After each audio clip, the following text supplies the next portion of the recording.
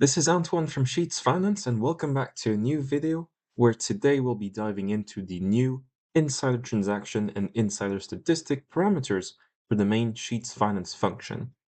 Just a quick note though that these two new parameters are only applicable to US-based stocks. And just to get started, of course, we just need to make sure that SheetsFinance is indeed installed as part of our extensions in Google Sheets. So let's click on extensions and verify that we do indeed have SheetsFinance, and we'll be using the function generator to create our function. So I'll click on it, wait for it to open, and as you can see on the right side, we have 9, I believe 10 different options for our functions, but we'll be clicking on the real-time/historical, which, as you can see, loads up the main SF function. And to get started, we'll first enter, of course, the symbol or symbols which we want the information to be sourced from. So let's say we are interested in Apple.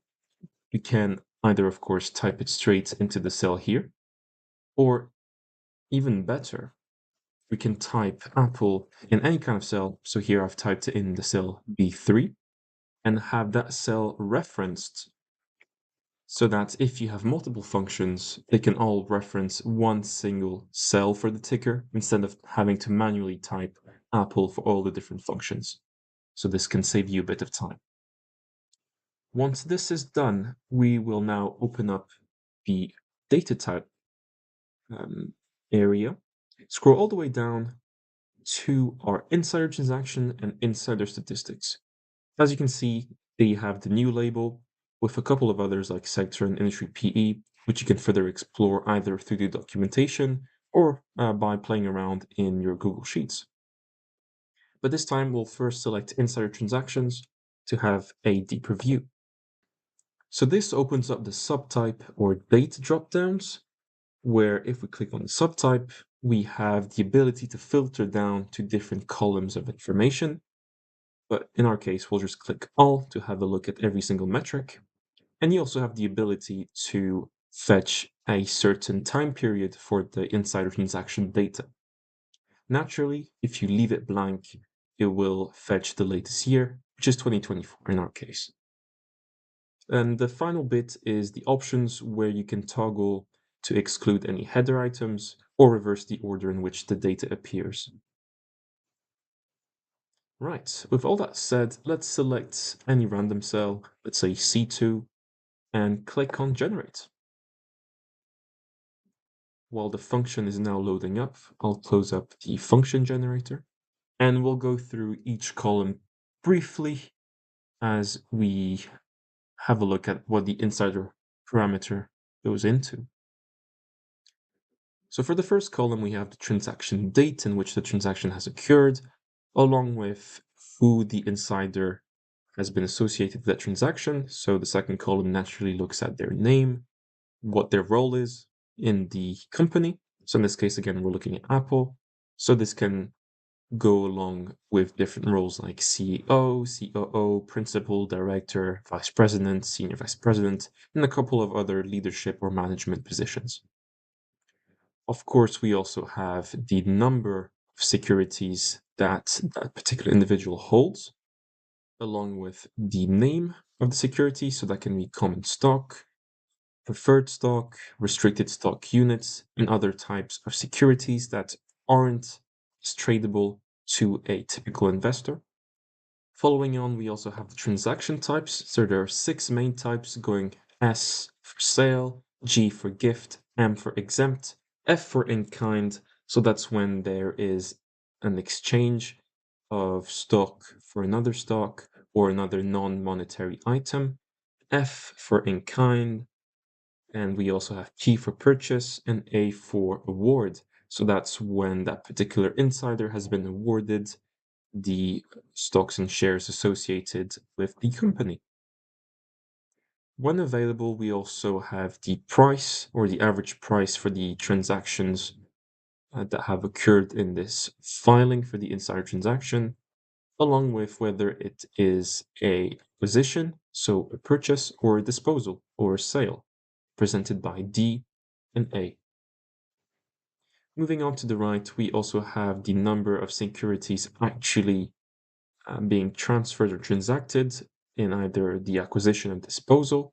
In this case, this particular insider transacted or sold 75,000 units of Apple shares, along with the date in which we had the report filed, along with the reporting central index key and company central index key. So these two columns simply represent an ID number for the report and for the company that you can look through the SEC's archives by just typing up that number. We end up then with the form type. So there's different form types you can look through. In this case, most of them are form type 4. And finally, of course, the link to the specific transaction reports stored on the archives by the SEC.